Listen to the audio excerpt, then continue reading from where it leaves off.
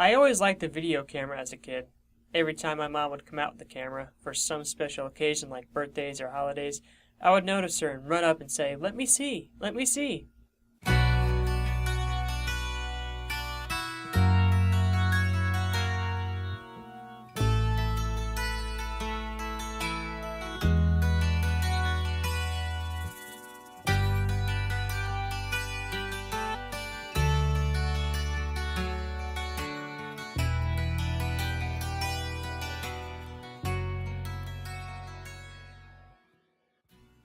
I guess I just like seeing the world from a video camera, and I wanted to show others my view of it by making my own movies with my camera, my imagination, and my annoyed siblings who I used as actors.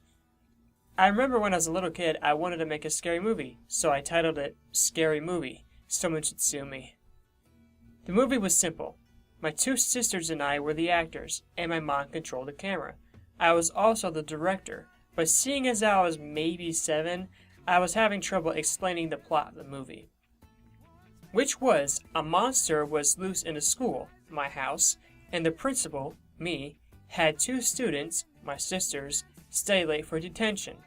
The lights go off and one student disappears. The lights go off again and the principal disappears. And finally, the monster, also played by me, chases the last student. It didn't help that at the time my 2 sisters were 5 and 3.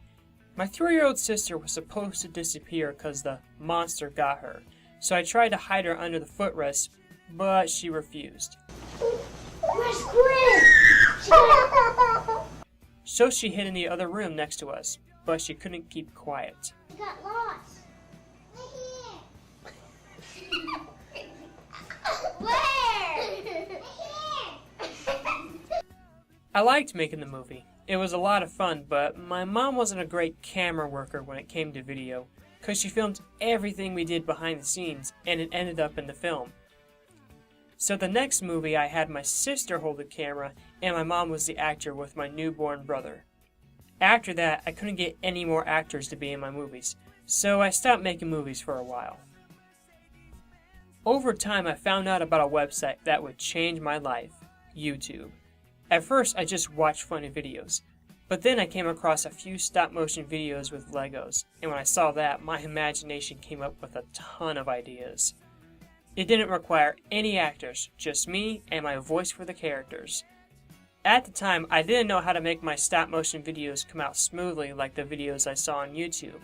I assumed they just recorded off and on really fast, so that's what I did. Later on, I found out that I had to take photos of the figures, not record them, then put voice over after. I felt like an idiot, but come on, give me credit, I didn't know about software by then. All my movies were shot on the camera, and then I developed them to video, and that was it. It was until I got a laptop my freshman year of high school that I was introduced to iMovie and other software. Then one day, a guy I watch on YouTube released his documentary on why he became a filmmaker. His name is James Rolfe, also known as the Angry Video Game Nerd. He makes videos on retro games and reviews them. He also makes his own films as well, including his documentary called Cinemassacre 200. Cinemassacre is the name of his website, and the 200 stands for that this is his 200th film. In his documentary, he talks about how he made movies as a kid. He had actors but then eventually lost them, so he had to make movies with his action figures. Nothing we did was rehearsed, and that's the way most people felt comfortable. But once I started writing scripts, everybody had trouble remembering their lines and eventually lost interest. So some of my early movies never got finished.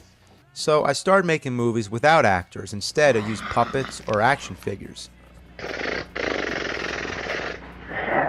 This documentary inspired me to make movies again.